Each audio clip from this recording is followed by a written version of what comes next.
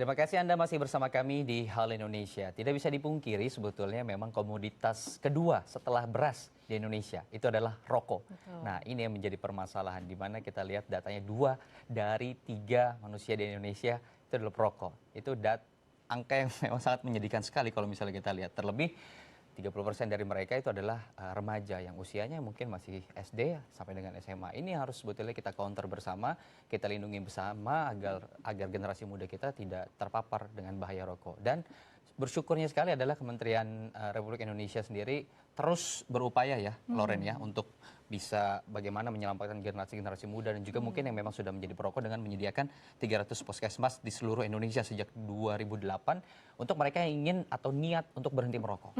Dan di puskesmas ini ada sebuah program yang dicanangkan khusus gitu sebagai support untuk mereka yang ingin berhenti merokok, yakni dengan pelayanan klinik berhenti merokok yang diantaranya memberikan salah satunya konseling dan pemeriksaan kadar pernafasan oleh dokter spesialis paru-paru loh, nggak main-main ya. Ini di tingkat puskesmas bisa dijangkau. Jadi memang mudah-mudahan wadah yang sudah disediakan oleh pemerintah ini juga bisa digunakan nih bagi dan menjangkau ke seluruh lini masyarakat gitu di seluruh Indonesia. Nah, kita akan bahas nanti bagaimana upaya bersama untuk kita menyelamatkan generasi muda kita dari bahaya rokok. Tapi sebelum saya sapa narasumber kita hari ini, kita akan sama-sama saksikan terlebih dahulu tayangan berikut.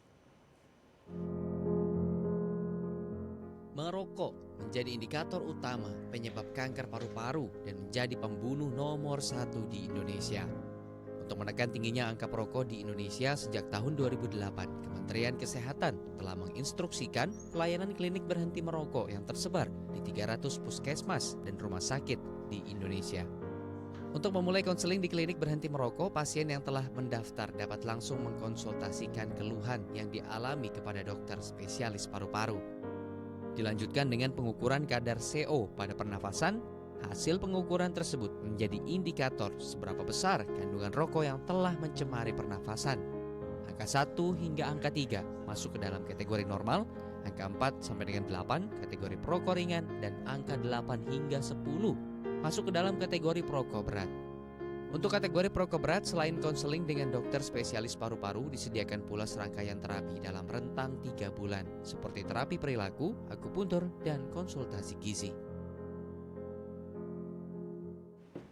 Upaya menangkal bahaya rokok untuk anak menjadi tema kita pada hari ini. Kita akan sapa narasumber kita hari ini, ada Dr. Feni Fitriani Taufik selaku dokter spesialis paru-paru. Selamat pagi dokter. Halo. Selamat datang di Hello Indonesia. Terus kemudian ini dia ada anak muda yang selalu giat untuk mengkampanyekan anti rokok. Ada Mas Ramdan Wahyudi selaku komunitas Keren Tanpa Rokok. Betul Mas ya? Selamat pagi dan selamat datang di Hello Indonesia.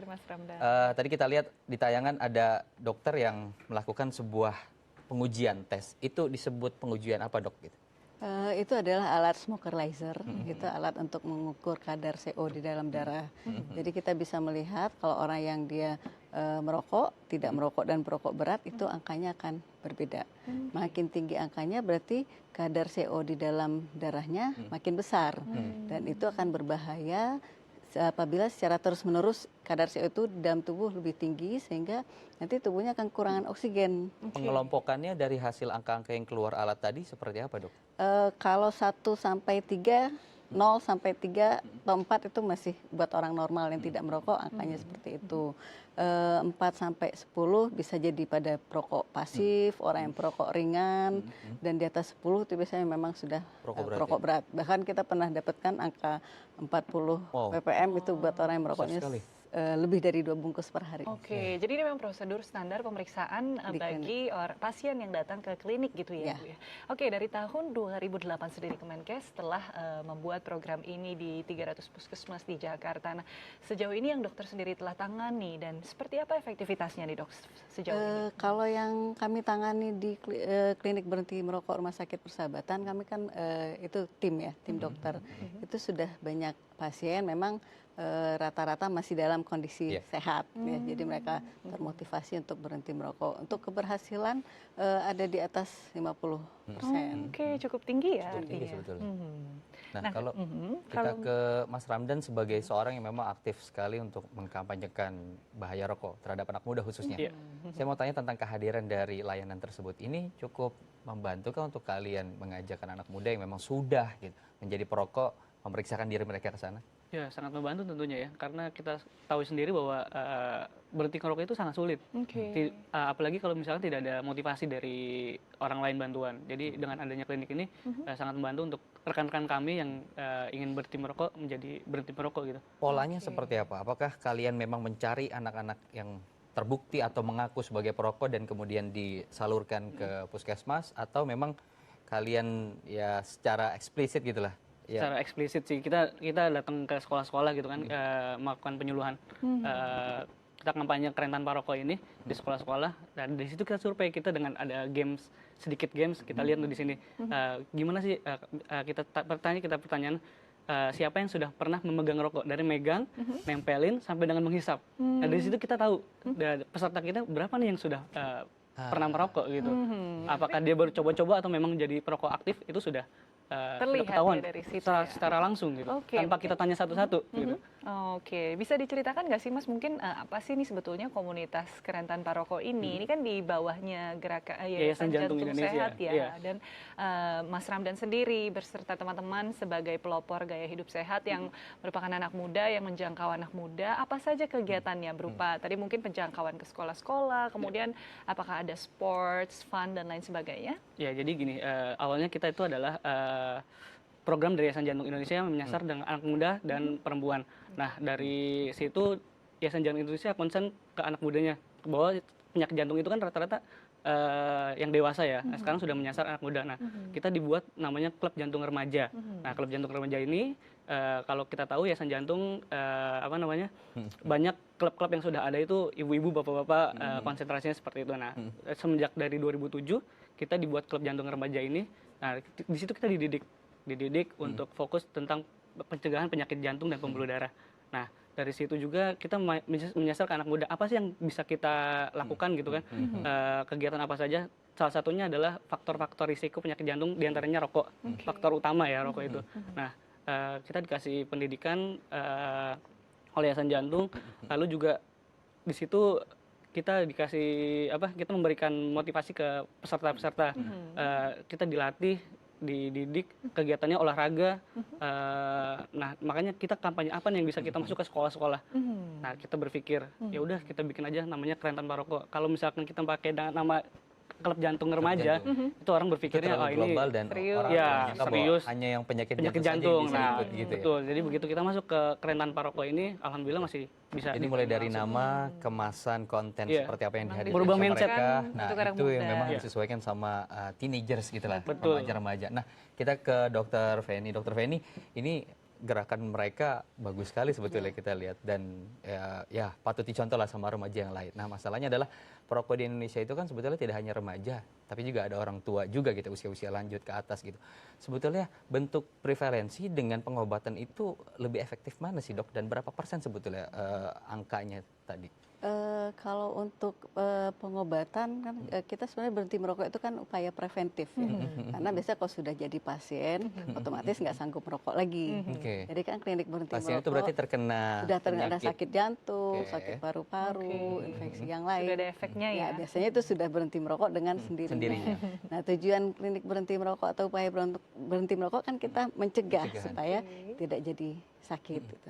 Nah, yang di cover itu sebenarnya dari Kementerian Kesehatan juga sudah mengembangkan upaya berhenti merokok itu di sekolah-sekolah, yang ada sistem rujukannya juga ke puskesmas. Jadi memang ada bentuk kerjasama dari sekolah-sekolah ke puskesmas ya.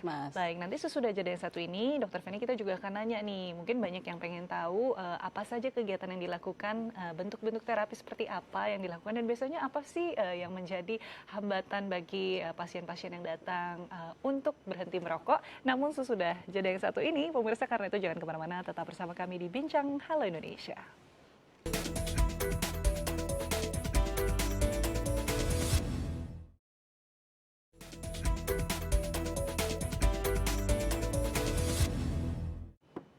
Terima kasih Anda masih menyaksikan Bincang Halo Indonesia. Pemirsa, untuk menekan tingginya angka perokok di Indonesia, memang sejak tahun 2008 lalu Kementerian Kesehatan Republik Indonesia kan telah menyediakan klinik berhenti merokok yang tersebar di 300 puskesmas dan rumah sakit di seluruh wilayah Indonesia nih, Mam. Dan pelayanan yang diberikan oleh klinik berhenti merokok ini antaranya adalah konseling dan pemeriksaan kadar pernafasan oleh dokter spesialis paru-paru, kemudian juga ada pengenalan zat berbahaya dalam rokok hingga akupuntur, dan seluruh pelayanan tersebut dapat diakses oleh seluruh masyarakat. Nah, untuk kategori perokok berat, konselingnya itu nih bisa disediakan oleh dokter spesialis paru-paru, dan juga disediakan serangkaian terapi dalam rentang 3 bulan, seperti misalnya ada terapi perilaku, akupuntur, dan juga termasuk konsultasi gizi. Makanya tadi kalau ngobrol-ngobrol sama dokter Feni, memang tingkat keberhasilannya cukup tinggi ya, mencapai lebih dari 50% karena thorough juga, maksudnya terapi yang diberikan penanganannya cukup menyeluruh. Mungkin kita bisa bertanya kembali ke dokter Feni nih,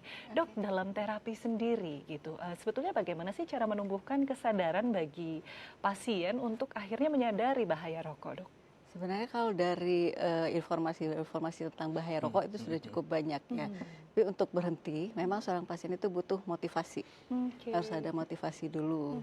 Kemudian dari motivasi, dia datang ke klinik kita ataupun ke layanan berhenti merokok lainnya. Disitulah kita bantu dia untuk meningkatkan kepercayaan diri bahwa dia memang akan berhasil berhenti.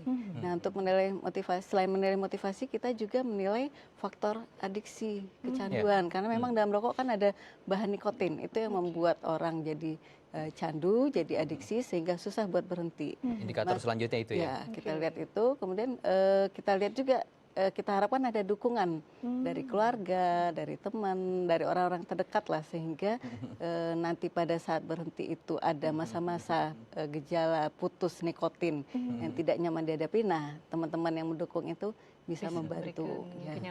Jadi kita nilai faktor-faktor tadi, makin tinggi kecanduannya, makin tinggi adiksinya, kita juga tahu bahwa kesulitannya untuk berhenti merokok akan lebih besar. Jadi memang dari layanannya banyak, dari secara medis ada, terapi juga ada gitu ya. Nah, ini lengkap sekali sebetulnya, layanan yang sangat lengkap ya, komplit sebetulnya. Tidak ada yang kurang di sana. Tapi saya mau ke Mas Ramdan. Mas Ramdan, ada terapi di sana. Terus kemudian ada juga tadi ketemu sama terapisnya atau langsung ke dokter Feni selaku misalnya dokter spesialis paru-paru gitu.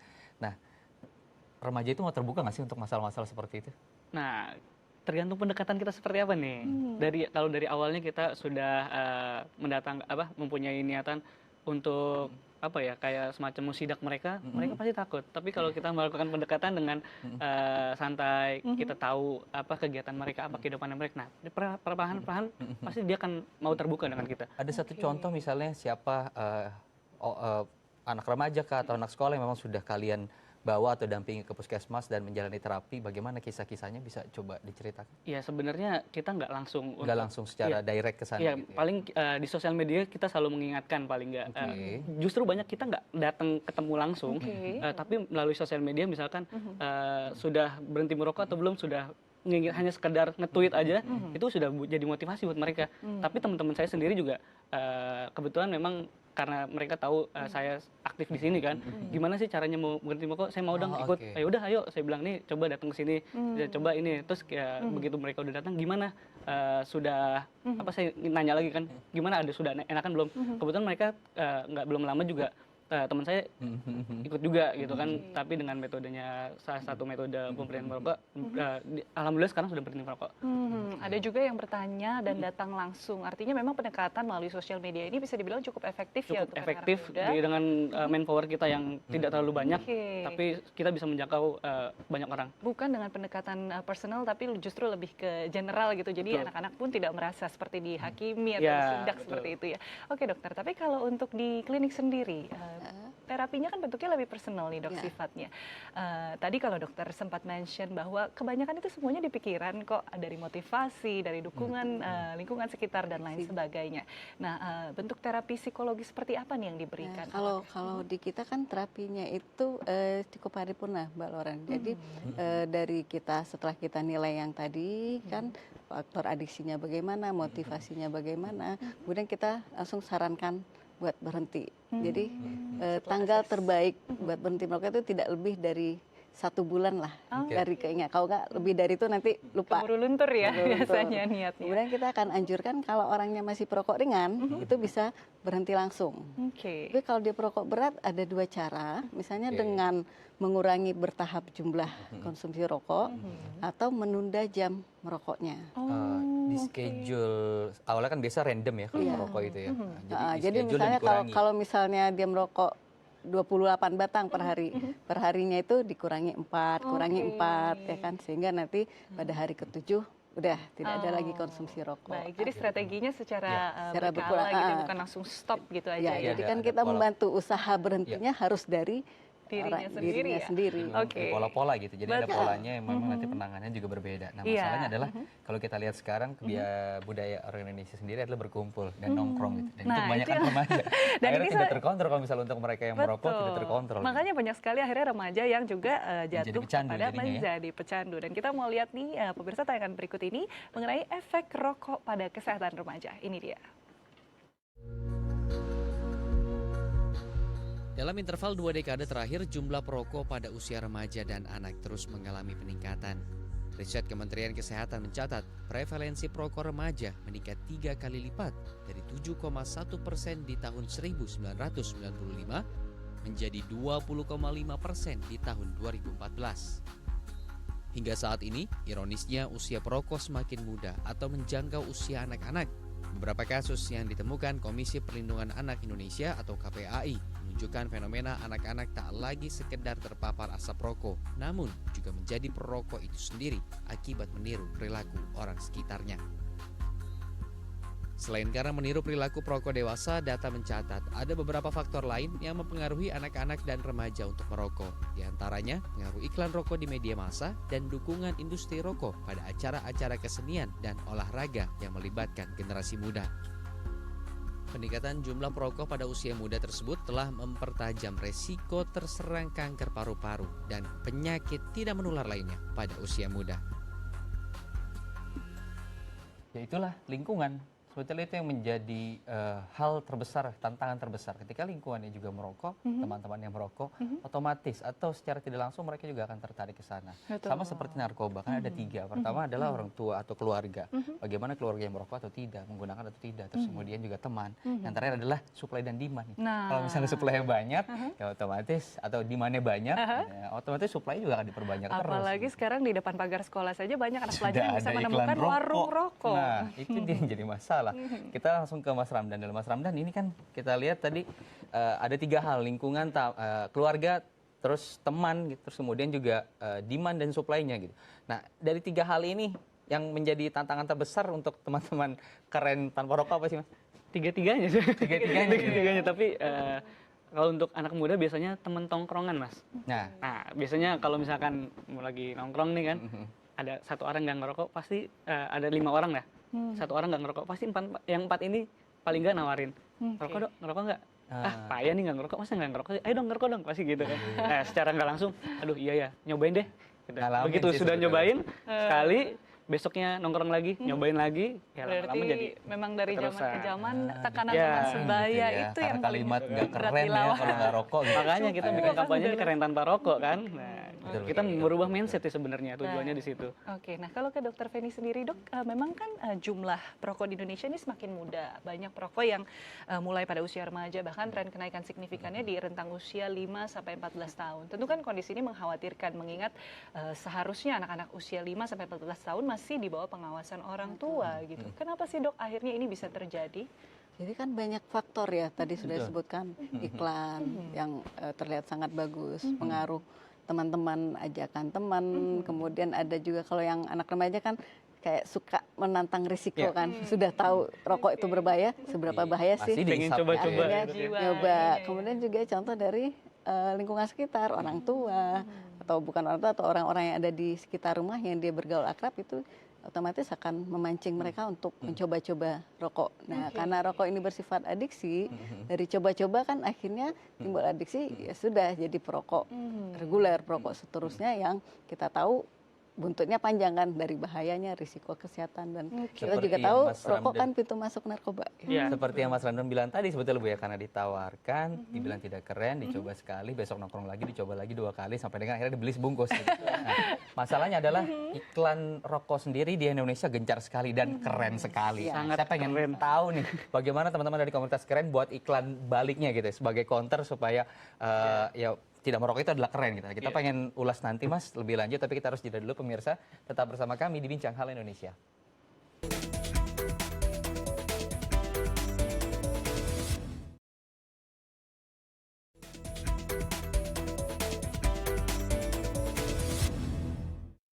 Terima kasih Anda masih bersama kami di Bincang Hal Indonesia. Ngomongin masalah iklan rokok di Indonesia, itu iklan rokoknya kuat sekali ya, Betul. Lauren ya. Hampir kalau misalnya kita lihat di beberapa stasiun televisi, itu iklannya bisa di atas jam 9 ya, atau di jam-jam tertentu. Misalnya setelah break ada lagi iklan 2 atau 3, dan begitu seterusnya. Dan konten yang dihadirkan tuh nggak jauh dari keren, adventure, remaja gitu.